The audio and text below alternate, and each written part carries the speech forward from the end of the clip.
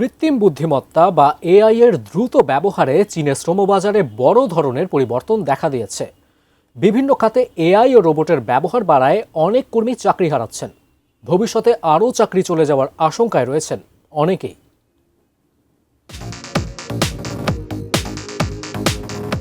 চীনে কম্পিউটার প্রোগ্রামিংয়ের পাশাপাশি স্ক্রিপ্ট লেখা, অনুবাদ ও বিভিন্ন শারীরিক কাজে এআই এর ব্যবহার বাড়ছে। ফলে এসব কাজে যুক্ত কর্মীদের চাকরি ও আয় নিয়ে অনিশ্চয়তা তৈরি হয়েছে। খাবার সরবরাহের কাজেও রোবট ব্যবহারের প্রবণতা বাড়ছে, যা লাখ লাখ ডেলিভারি কর্মীর জীবিকা নিয়ে প্রশ্ন তৈরি করেছে। চীনা সরকার এআই প্লাস উদ্যোগের মাধ্যমে অর্থনীতির বিভিন্ন খাতে কৃত্রিম বুদ্ধিমত্তার ব্যবহার বাড়াতে উৎসাহ দিচ্ছে। 2030 সাল পর্যন্ত দেশটির পরিকল্পনাতেও বিভিন্ন শিল্পে এআই ব্যবহারের উপর জোর দেওয়া হয়েছে। Breaking news, Angela Cook Circle. সরকারের লক্ষ্য প্রযুক্তির ব্যবহার বাড়িয়ে উৎপাদনশীলতা ও অর্থনৈতিক সক্ষমতা বাড়ানো। তবে অর্থনীতিবিদদের কেউ কেউ সতর্ক করে বলেছেন, এআই উৎপাদনশীলতা বাড়ালেও কর্মসংস্থানে বড় ধরনের চাপ তৈরি করতে পারে।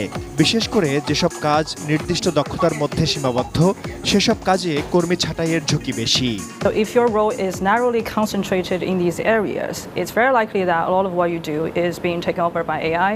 চীনে বর্তমানে সামগ্রিক নগর বেকারত্বের হার প্রায় 5%। তবে 16 থেকে 24 বছর বয়সী তরুণদের বেকারত্বের হার এর প্রায় 3 গুণ। এই পরিস্থিতিতে এআই এর দ্রুত বিস্তার তরুণদের কর্মসংস্থানের সংকট আরও বাড়াতে পারে বলে আশঙ্কা করা হচ্ছে।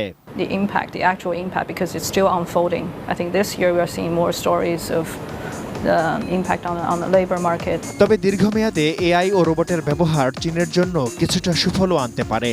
দেশটির জনসংখ্যা দ্রুত বয়স্ক হচ্ছে এবং কর্মক্ষম মানুষের সংখ্যা কমছে। ফলে ভবিষ্যতে শ্রমিকের ঘাটতি পূরণে স্বয়ংক্রিয় প্রযুক্তি ভূমিকা রাখতে পারে বলে মনে করছেন বিশেষজ্ঞরা। Shaon Mahfuz, desk report, ATN news.